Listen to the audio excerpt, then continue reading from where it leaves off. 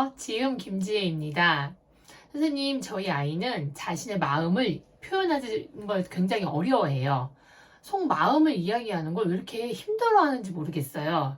저희가 뭐 이렇게 물어보고 이러면은 잘 대답을 안 하네요. 다른 말들은 다 그냥 괜찮게 하는데 꼭 이렇게 마음에 관련된 것, 감정에 관련된 부분은 너무 표현을 안 해요. 정말 표현을 안 하는가라고 조금 더 심층적으로 대화를 해보면 그런데 참 제 동생이 오면, 그러니까 아이에게는 이모죠. 이모에게는 문 걸어 잠그고 막 이 얘기 저 얘기 한대요. 그래서 동생을 통해서 아이의 마음을 알 때가 있다고 하더라고요. 그러면은 표현을 안 하거나 못 하는 건 아니네요. 엄마한테 안 하는 거네요. 아빠한테 안 하는 거네요. 그 다음에 그런데 가끔 이렇게 불을 끄고 밤에 자려고 누우면 또 자기 얘기를 이렇게 할 때가 있어요. 그럼 제가 그때 막 이렇게 살살 긁어가지고 알아내고 이런 데니까는요. 그렇다면 아이는 표현을 안 하는 것도 아니고 못 하는 것도 아니네요. 부모님이 원하는 타이밍에 원하는 장소에서 말을 안 할 뿐이지, 본인이 선택한 사람과 본인이 선택한 장소와 시간에서는 말을 하는 거잖아요. 하지만 부모님들은 그런 로망이 있으시죠. 이렇게 차 한 잔 놓고 둘이 앉아서 요즘은 좀 마음이 어떠니? 힘드니? 라고 질문을 하고, 아이는 엄마 저는요 요즘 이렇게 대답을 하고, 이런 대화에 대한 로망이 있으신 것 같아요. 저는 청소년 상담도 하고 있는데 청소년들이 가끔 이런 이야기를 해요. 아빠가 이런 이야기를 하는 게 가장 싫대요. 그래서 어떤 말이 가장 싫으니?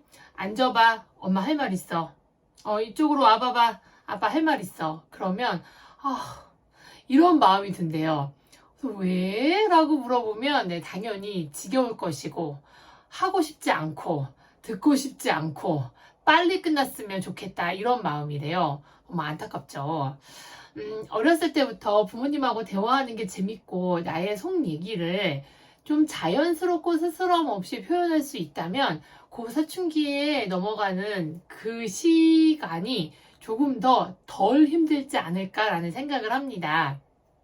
그리하여 속마음을 이야기하지 않는 아이들을 두신 부모님의 안타까움에 도움을 드리고자 영상을 준비했습니다. 일단 제가 여러 아이들을 만나서 놀이도 하고, 대화도 나누고, 게임도 하고 그래요. 그러고 나서 이제 부모님들 상담을 하면, 선생님, 정말 저희 아이는 왜 여기만 오면 자기 얘기를 하는 거예요?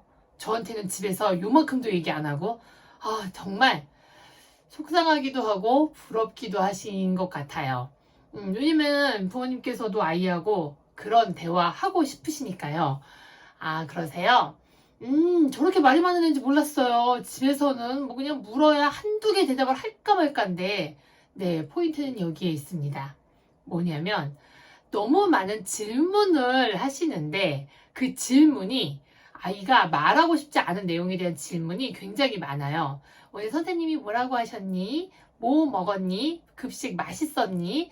친구 누구랑 얘기해봤니? 누가 마음에 드니? 오늘 학교 생활 어땠니? 유치원에서 뭐가 제일 재밌었니? 이런 이야기들이거든요. 이게 나쁜 질문이나 안 좋은 건 아닌데, 아이들 입장에서는 굉장히 오랜 시간 들은 질문이에요. 어제도 하고, 그제도 하고, 그저께도 하고, 심지어 5년 전에도 하고, 6년 전에도 하고, 아니, 저거밖에 물어볼 것이 없나?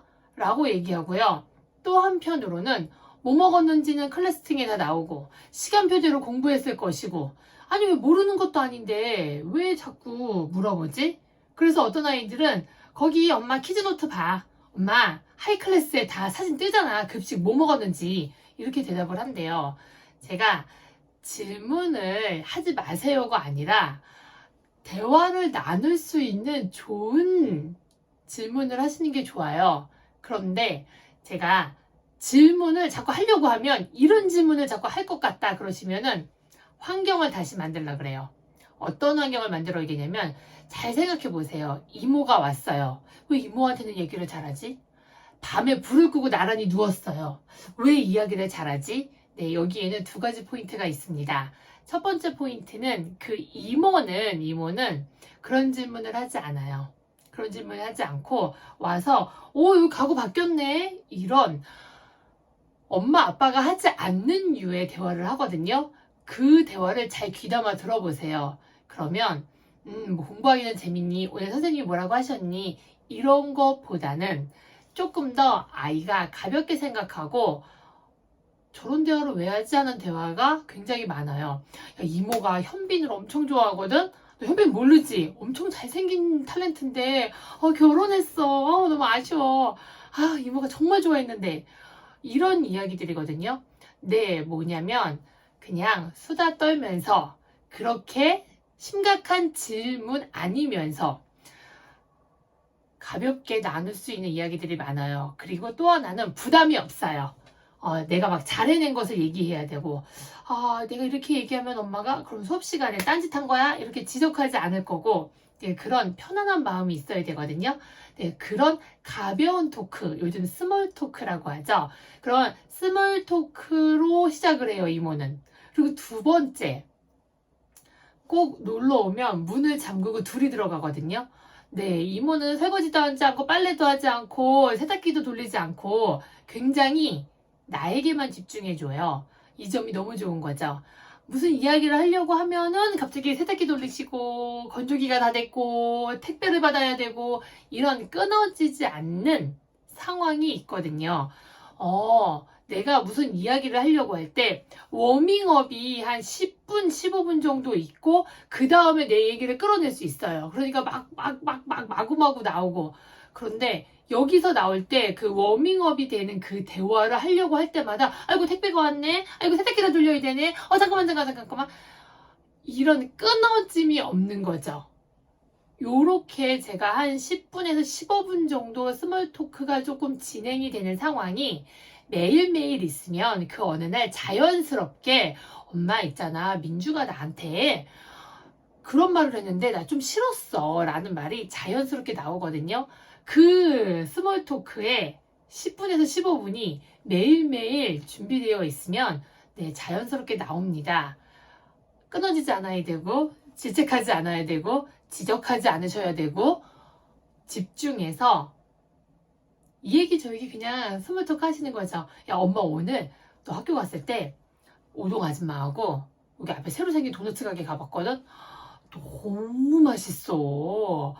근데 사왔거든? 거기서 먹으면 더 맛있어. 우리 다음 주에 가자. 이런 얘기들을 하는 거죠. 작정하고 하셔야 돼요. 안 그러면은 계속 오늘 뭐 했어? 숙제는 어디야? 학원 갔다 와야지. 또 이런 얘기 하게 되거든요. 그런 얘기가 살면서 절대로 안 해야 될 얘기는 아니에요. 필요합니다. 그런데 스몰 토크가 주어진 다음에 하면 더 좋겠죠.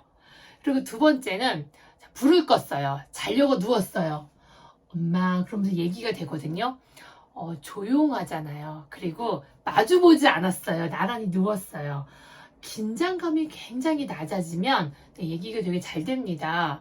꼭 마주 앉아서 커피 한 잔 놓고 아이 컨택을 하면서 대화를 하려고 하시는 게 아니라 굴러다니면서 얘기할 수도 있고요. 같이 TV 보면서 요즘 애들이 저거 되게 재밌어 하더라. 같이 TV를 볼 수도 있어요.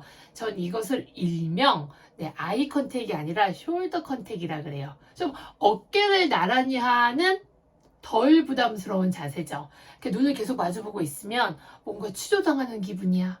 네, 이건 아이 컨택의 문제하고는 조금 달라요. 눈 맞춤은 되지만 눈 맞춤 대화를 오래 끌기에는 뭔가 모르게 힘든 아이들이 있거든요. 그럴 때는 손을 잡고 편의점에 갔다 온다던가 공원을 걷는다던가 하는 점이 있죠.